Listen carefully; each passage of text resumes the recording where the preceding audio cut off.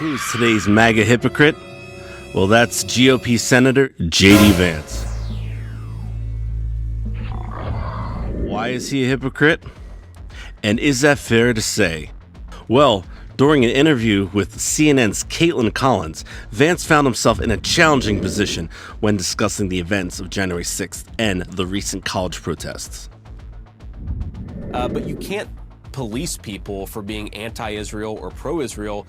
You can police people for violating the law, and we have seen some of that with some of these protests. Okay, so you agree that people who break in and vandalize a building should be prosecuted? Exactly. Okay, I'm just checking because you did help raise money for people who did so on January 6th. Damn! I'm sorry. Which was, impeding an official proceeding, breaking into a building that they weren't allowed to be in, and vandalizing the Capitol. Well, Caitlin, I know that this is the obsession of the national media to talk about what happened 2 years ago, 3 years ago on January 6th. It's not an obsession. I'm just seeing if it's a double standard. No, let me answer the question, Caitlin. I mean, look, here's been my basic argument about January the 6th. If you beat up a cop, of course you deserve to go to prison. If you violated the law, you should suffer the consequences. But there are people who protested on January the 6th who have had the complete weight of the Justice Department thrown at them when, at worst, they're accused of misdemeanors. Now, again, there are people who are accused of worse offenses, and that's a problem. But you can't have Black Lives Matter protesters who rioted and vandalized goes free when you have people who were actually peacefully protesting on January the 6th. Peacefully protesting on January the 6th.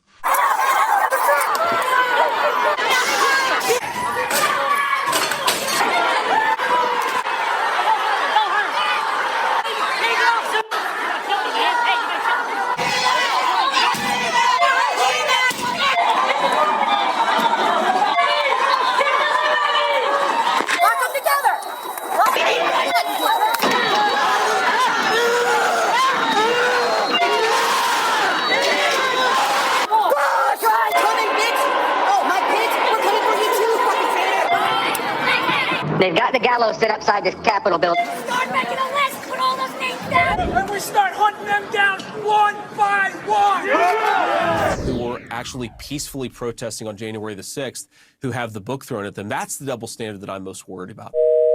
I don't think there's an obsession with January 6th, but it is a legitimate. Are you saying that shouldn't happen? People who beat up cops should be excluded from that?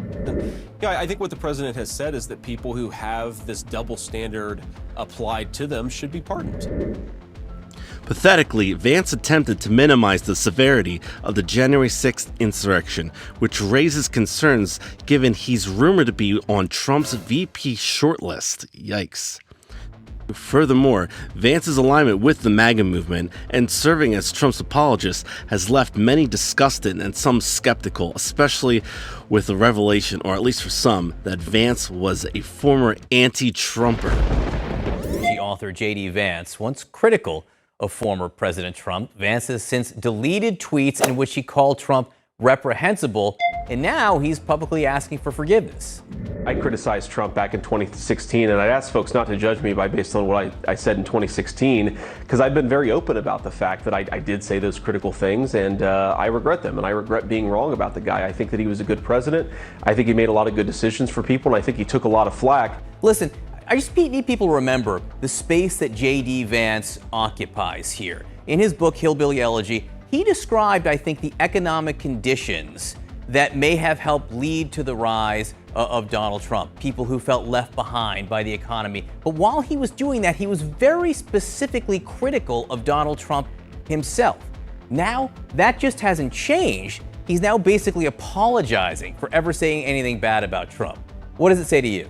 What it really speaks to is the fealty that many, including J.D. Vance, still feel to Donald Trump. The belief that you can't survive a contested Republican situation, a primary, unless you're on the Trump team.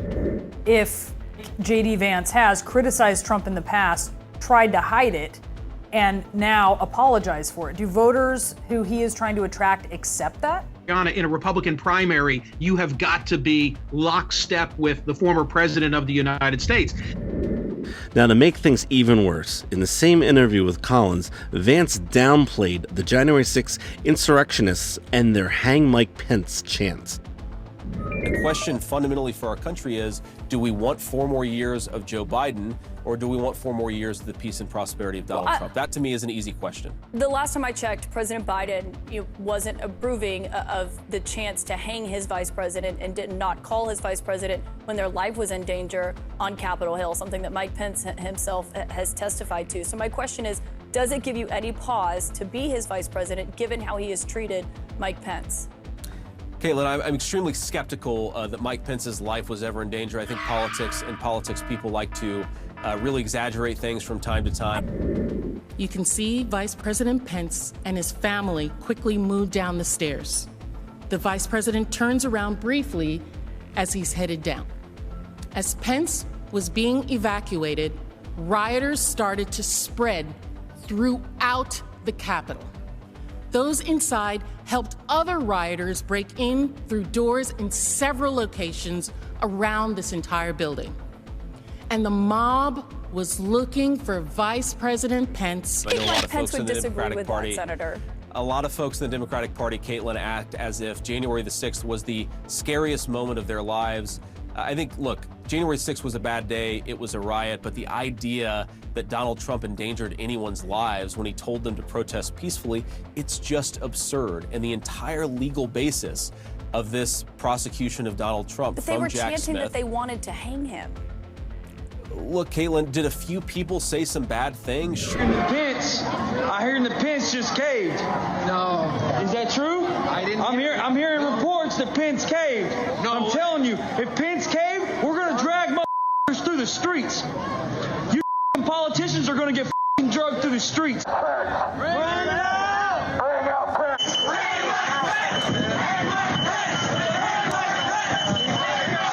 Sure, but do we blame Donald Trump for every bad thing that's ever been said?